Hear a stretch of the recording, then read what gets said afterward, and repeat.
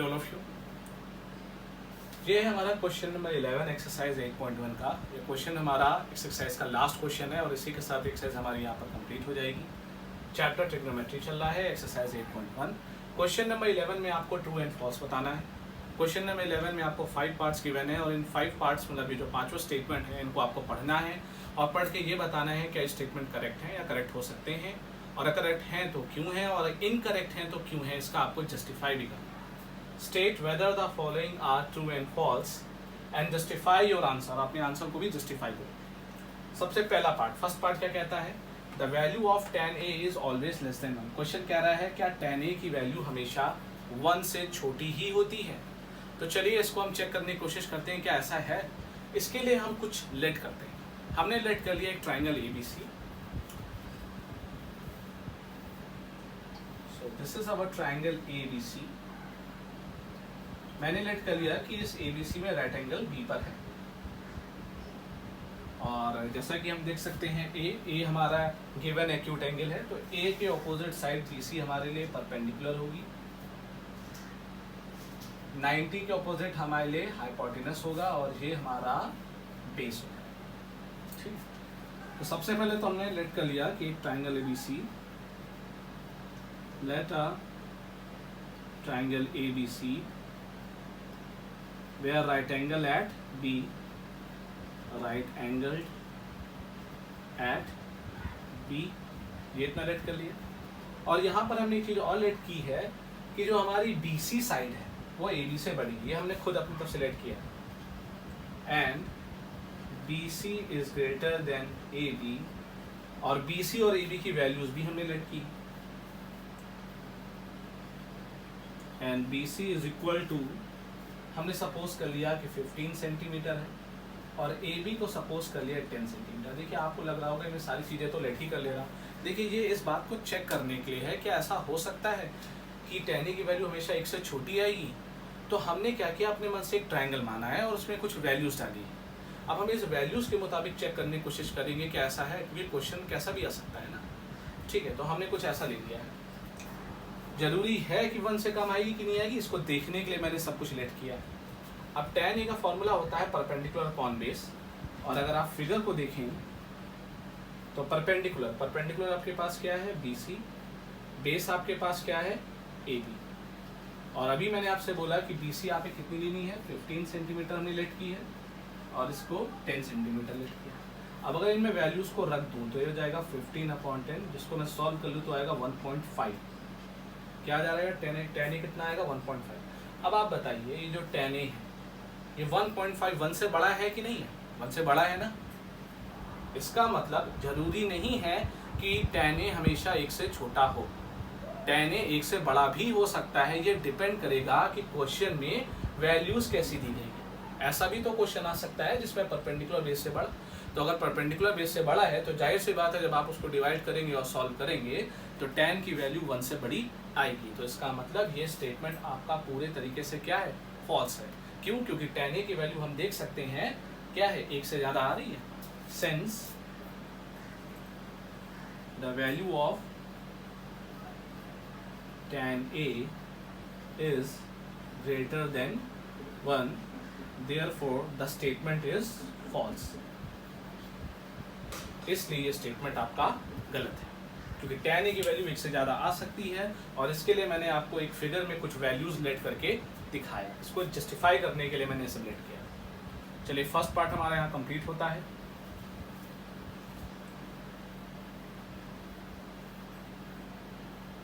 अब हम second part की तरफ पढ़ते हैं। ये आप देख सकते हैं मैंने यहाँ पर एक फॉर्मूला लिख रखा है, ये आपको याद होगा शॉर्टकट, मैंने स्टार्टिंग में बताया था PBP/HHB, पंडित बद्री प्रसाद हर हर बोले। शॉर्टकट था, मैंने आपको इसलिए समझाया था कि अगर आपको फॉर्मूला याद नहीं होता है तो ये, बट फिलहाल याद कर लीजिए, कुछ इतने बड़े भी फॉर्मूले नहीं हैं। यहाँ पर sin theta perpendicular upon hypotenuse बताता था, cos theta base upon hypotenuse, tan theta perpendicular upon base को बताता था। चलिए आगे बढ़ते हैं। अब नेक्स्ट है हमारा क्वेश्चन नंबर 11 का सेकेंड पार्ट। तो क्वेश्चन नंबर 11 का सेकेंड पार्ट हमसे कहता है कि हमें गिवन है sec A is equal to 12/5 for some value of angle ए। वो कहना चाह रहे हैं कि सेक ए की वैल्यू आपको 12/5 दी गई है for some value of angle A. उनका कहना है क्या ऐसा हो सकता है कि ए की किसी एंगल ए की किसी वैल्यू के लिए सेक ए की वैल्यू 12/5 आए। चलिए देखते हैं। अगर मैं आपको याद दिला दूं, जैसा कि हम जानते हैं सिंस सेक ए का फॉर्मूला क्या होता है। सेक ए किसका उल्टा होता है? कॉस का उल्टा होता है, कॉस का इनवर्स होता है सेक। कॉस थीटा का फॉर्मूला होता है बेस अपॉन हाइपोटेन्यूस। तो सेक थीटा के लिए, सेक ए के लिए फॉर्मूला क्या हो जाएगा? Hypotenuse upon base. ये तो फॉर्मूला होगा। सेक ए के लिए फॉर्मूला क्या होगा? Hypotenuse upon base. अब जरा हम ध्यान से देखें, और ये वैल्यू दी कितनी गई थी? 12/5। मतलब हमारा हाइपोटेन्यूस क्या है? 12। बेस हमारे पास कितना है? 5। हाइपोटेन्यूस सपोज दैट 12 ले लीजिए और एक हो जाएगा, और ये हो गया आपका बेस। अब वो ये कहना चाह रहे हैं क्या सेक की वैल्यू 12/5 हो सकती है? तो हाँ, बिल्कुल हो सकती है, क्योंकि हाइपोटेन्यूस जो है हमारी एक लार्जर साइड है, और अगर हम ऐसे क्वेश्चन को सॉल्व करना चाहें तो वो बिल्कुल सॉल्व हो सकता है। समझ में आ रही है बात? अगर यहाँ पर ऐसा होता कि हाइपोटेन्यूस की वैल्यू छोटी होती या कुछ ऐसा होता तो ट्राइंगल ही न बनता, क्योंकि हम सभी जानते हैं राइट एंगल ट्राइंगल में हाइपोटेन्यूस लार्जर साइड होती है, और इस क्वेश्चन की जो दी गई वैल्यू है उसमें भी हाइपोटेन्यूस एक लार्जर साइड का रोल निभा रही है। तो ये पॉसिबल है, सेक ए की वैल्यू 12/5 हो सकती है किसी एंगल ए के लिए। ठीक है, तो ये स्टेटमेंट आपका हो जाएगा ट्रू। अब हम आ जाते हैं अपने थर्ड स्टेटमेंट पर। थर्ड स्टेटमेंट हमारा क्या कहता है? थर्ड स्टेटमेंट हमारे बताया गया है cos A is the abbreviation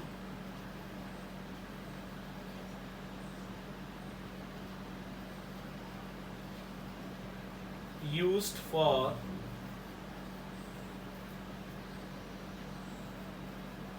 the cosecant of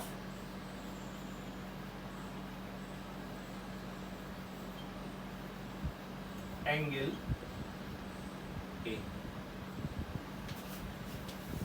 वो कहना चाह रहे हैं कि क्या cos A is the abbreviation used for cosecant of angle A। abbreviation मतलब होता है किसी चीज को डिनोट करने के लिए या रिप्रेजेंट करने के लिए।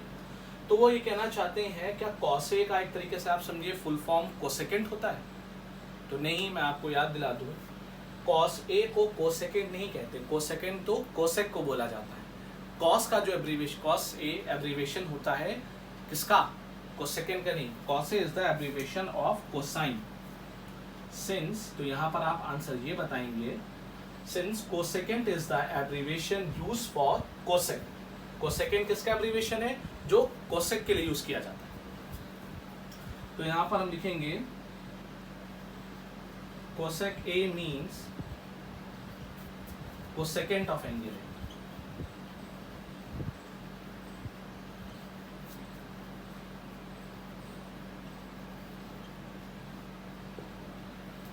कोसेक ए का मतलब होता है कोसेकेंट ऑफ एंगल ए, इसलिए देयरफॉर कॉस ए जो यूज होता है, और यहाँ सॉरी देयरफॉर नहीं, यहाँ लिखेंगे and cos A means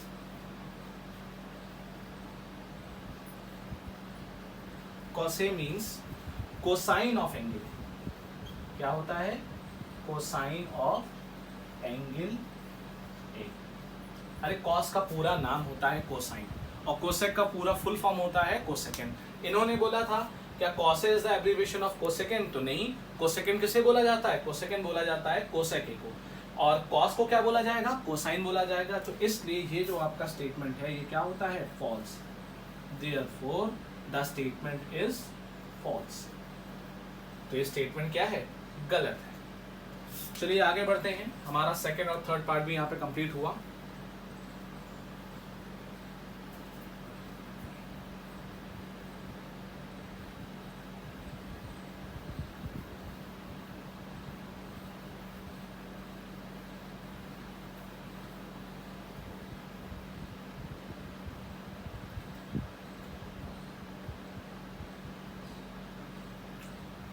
fourth part हमारा क्या कहता है, cot A is the,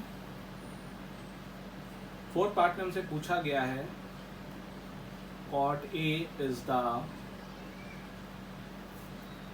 product of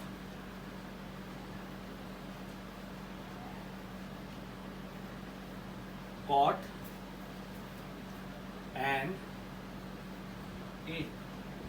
वो कहना चाह रहे हैं क्या, कॉट ए मतलब कॉट ए का मतलब कॉट और ए का प्रोडक्ट होता है, वो ये पूछना चाहते हैं क्या कॉट ए को कॉट इंटू ए लिखा जा सकता है, नहीं, तो ये पूरे तरीके से गलत है, क्योंकि cot A is the single term, cot A पूरा सिंगल टर्म है, कॉट ए कोई दो टर्म नहीं है कि कॉट अलग हो गया ए अलग हो गया कॉट इंटू ए कर दें, नहीं, ये गलत है, ये स्टेटमेंट बिल्कुल गलत है, आप इस तरीके से नहीं लिख सकती हैं, क्यों, क्योंकि cot A is the single term, क्यों ऐसा है, since cot A is the single term, without A cot have no meaning, ठीक है, cot A without a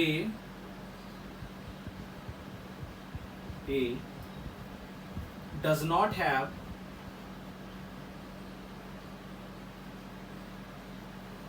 any meaning, तो ये स्टेटमेंट आप लिख देंगे और इसके साथ आप बता देंगे कि ये ऐसा नहीं है, क्यों, क्योंकि कॉट इंटू ए नहीं लिखा जा सकता, cot A is the single term, ये पूरा मिला के एक टर्म बनता है, cot A without A does not have any meaning, without A इसकी कोई भी मीनिंग नहीं होती, कोई पहचान नहीं, ठीक है, तो इस तरीके से ये था हमारा फोर्थ पार्ट। अब जरा हम अपने फिफ्थ पार्ट पर आ जाते हैं।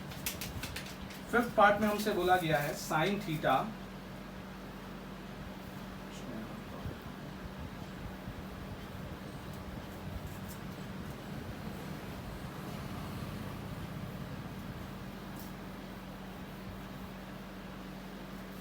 तो फिफ्थ पार्ट में हमसे क्या कहा गया है, यहां पर हमसे बोला गया है sine theta is equal to 4/3 for some angle theta.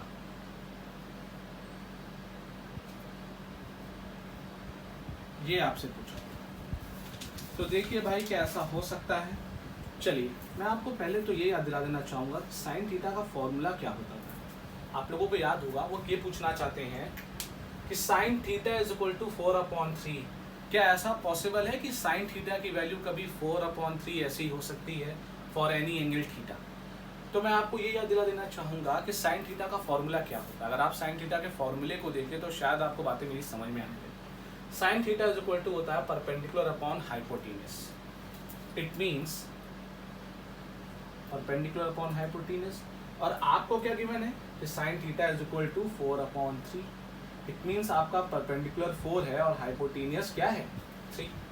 अब आप खुद बताइए, गौर से देखिए, परपेंडिकुलर है 4 और हाइपोटेन्यूज की वैल्यू है 3।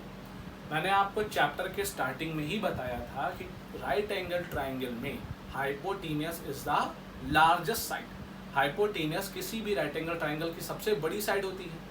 अब अगर हाइपोटेन्यूज सबसे बड़ी साइड है तो हाइपोटेन्यूज की लेंथ भी सबसे ज़्यादा होगी, बट आपका क्वेश्चन क्या कहता है कि हाइपोटेन्यूज 3 है और परपेंडिकुलर 4, तो ऐसा हो ही नहीं सकता, ऐसा ट्राइंगल ही नहीं बन सकता जिसमें हाइपोटेन्यूज छोटी हो जाए और परपेंडिकुलर बड़ा हो जाए, खास करके राइट एंगल ट्राइंगल में, तो ऐसा पॉसिबल नहीं है। इसलिए sine theta is equal to 4/3 जैसी वैल्यू एग्जिस्ट नहीं करती हैं, और ये स्टेटमेंट आपका क्या है, फॉल्स है। समझ में आई ना बात कि फॉल्स क्यों है भाई, फॉल्स इसलिए है, चलिए मैं फिगर से आपको समझाता हूँ। अरे भाई मैंने आप लोगों को ये बात बताई थी कि राइट एंगल ट्राइंगल में क्या होता है, राइट एंगल ट्राइंगल में मैंने बताया था ये जो हाइपोटेन्यूज होती है 90 के सामने वाली, ये सबसे बड़ी साइड होती है, hypotenuse is the largest side. Suppose करिए थीटा यहाँ पर बन रहा है और आपके मुताबिक ये थीटा मैंने मान लिया यहाँ बन रहा है, तो थीटा अगर यहाँ बन रहा है तो उसके सामने वाली ये परपेंडिकुलर हो गई और ये एडजेसेंट साइड बेस हो गई, ये हाइपोटेन्यूज हो गई। हाइपोटेन्यूज कितना हो गया आपका 3 और परपेंडिकुलर 4। तो ऐसा कभी हो सकता है कि कोई ऐसा राइट एंगल ट्रायंगल बने जिसका हाइपोटेन्यूज छोटा है, देखिए ये 3 है और ये बड़ा है, ऐसा नहीं हो सकता। तो इसका मतलब स्टेटमेंट फॉल्स है। क्यों फॉल्स है? बिकॉज यहाँ पे स्टेटमेंट लिख दीजिए, सिंस हाइपोटेनियस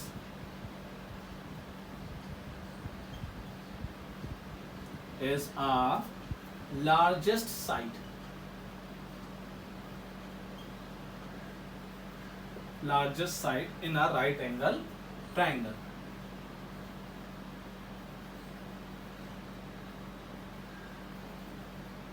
Right angle